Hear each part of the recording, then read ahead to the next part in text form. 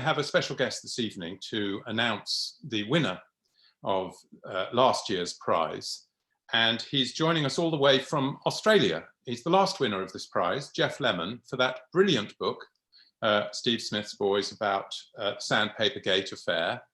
And I think it was explained to him when he won that a couple of years' time, he'd be asked to get out of bed at about 4 o'clock in the morning to join a Zoom call to England.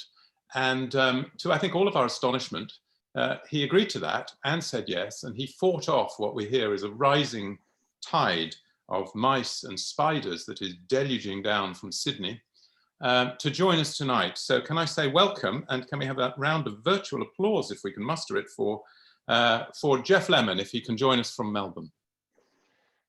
Good evening. I hope I can. I hope you're able to hear me and that I'm coming up on your screens. I'm getting a thumbs up from Nick. Excellent.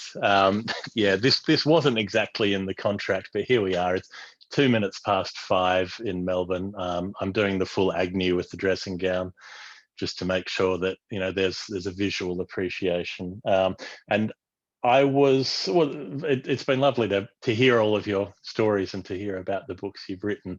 I was asked to speak briefly about my experience of being there a couple of years ago, which is a bit hard to recall clearly because it's all fairly dreamlike. When you get on international flights, they're quite dreamlike anyway. You get in this strange hypnosis state and you float across the sea for a while and suddenly you're on the other side of the world, and then a few days later you go back again and you wonder whether any of it actually happened at all. And the intervening part was this strange parade of getting dressed up and going to the long room at Lord's, because we had the Wisdom dinner a few days before, or a week before the MCC Cricket Society dinner as well. So this both in the same place, the repetition of it. And it was strangely lovely, because these sort of things don't normally happen when you're a writer. Normally you're being paid $200 to beat your head against a keyboard for a day while a sub-editor sends you passive-aggressive emails, and then you put something online and then various people shout at you who have their photographs as some kind of car or football club logo, and tell you what an effing idiot you are.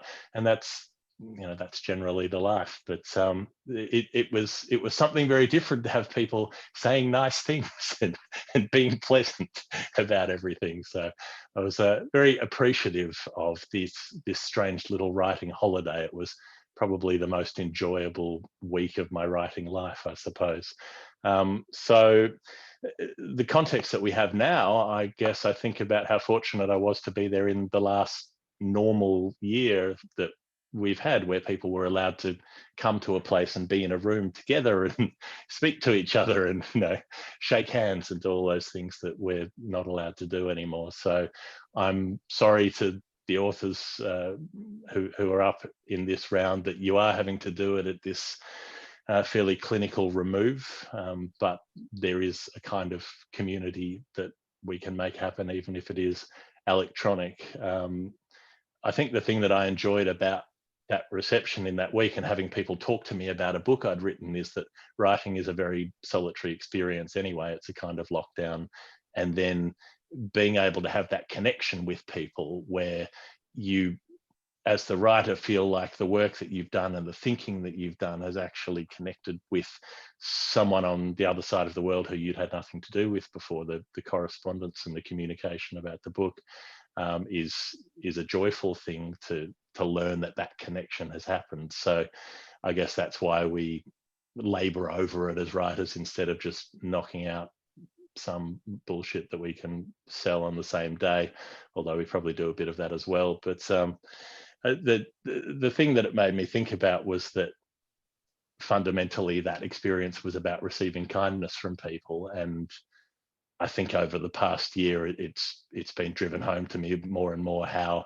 important kindness is and how much people need it in our lives to be able to feel like there's a point in having those lives, and that when things get really difficult, we need kindness more. And there's a kind of hard edge to a lot of interactions these days. There's there's an anger and a cruelty which may have always been there in people, but when that happens, it only reinforces how much we need kindness. And I don't think I'm a very wise person, but I think the older I've got, the more I've realized that being kind is the hardest thing to do consistently, but it's also the most important thing to do consistently, and that's how people are remembered, whether they were kind or not. That's how the people who we think are the best people are the ones who falter least often when it comes to being tested as to whether they can be kind.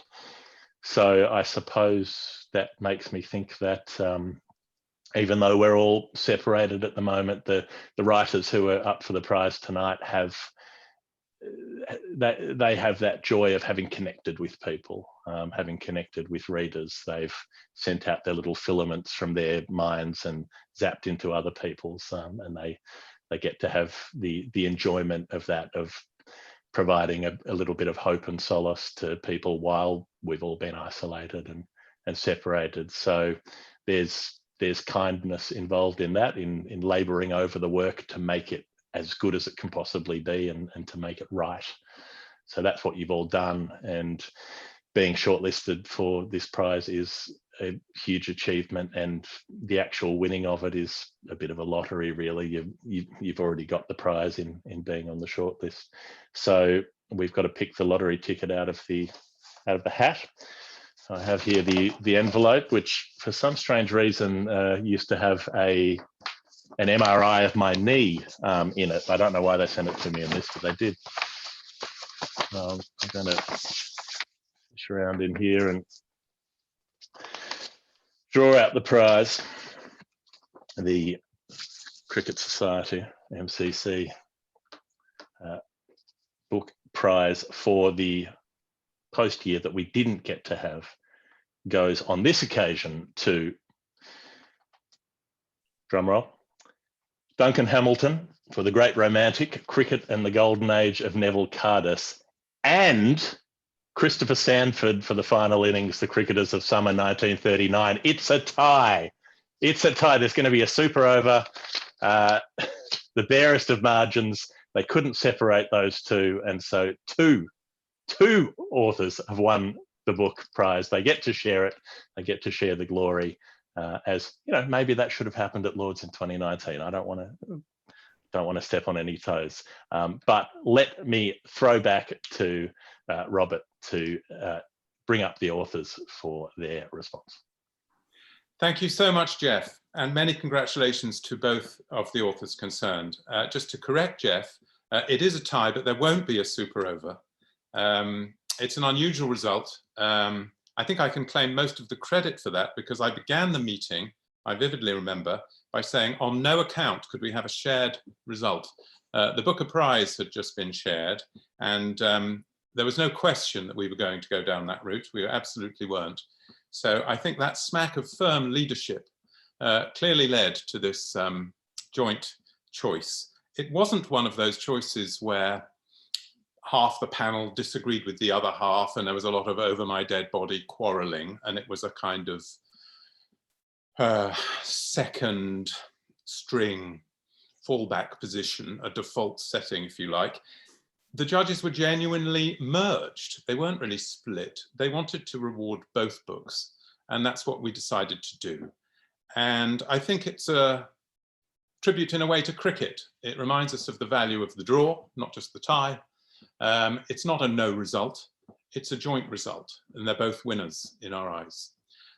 So having said that, if I can just preface it by saying we do have to proceed quite quickly now, as quickly as we can, but can I ask, in alphabetical order, Duncan Hamilton just to say a few words, and many congratulations, Duncan Hamilton.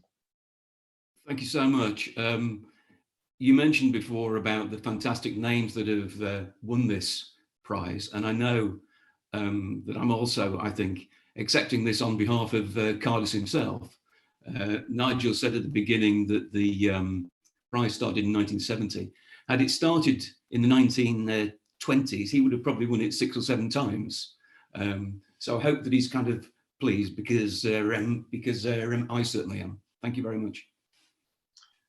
Thank you and congratulations. Actually, it's a bit of an international surprise. I think we do actually have Neville Cardus joining us on Zoom any minute. He's struggling to make the connection from the National Liberal Club, or wherever his head is at the moment, but we're hoping to hear from him later.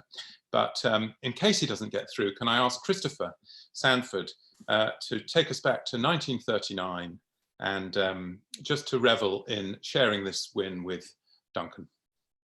Thank you very much. It's a great honor.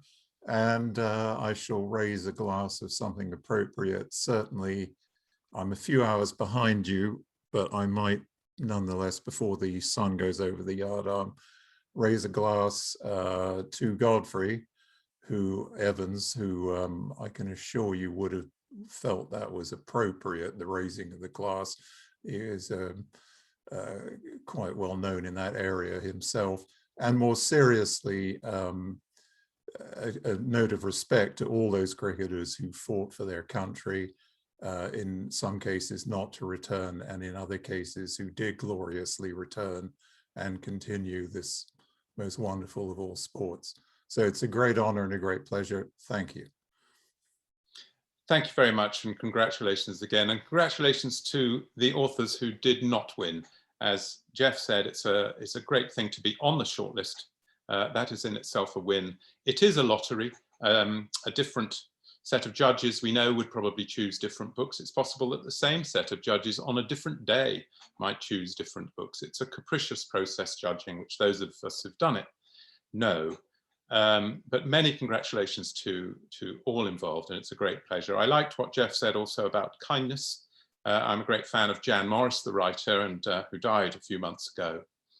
Began as James Morris, became Jan Morris, experienced life from many different angles, climbed Everest, lived in Venice, went around the world about 20 times. And one of the last things she said was, in the end, when she looks at the quarrels of the modern world, nothing really seems to matter except kindness and marmalade. So that's a nice note to which we end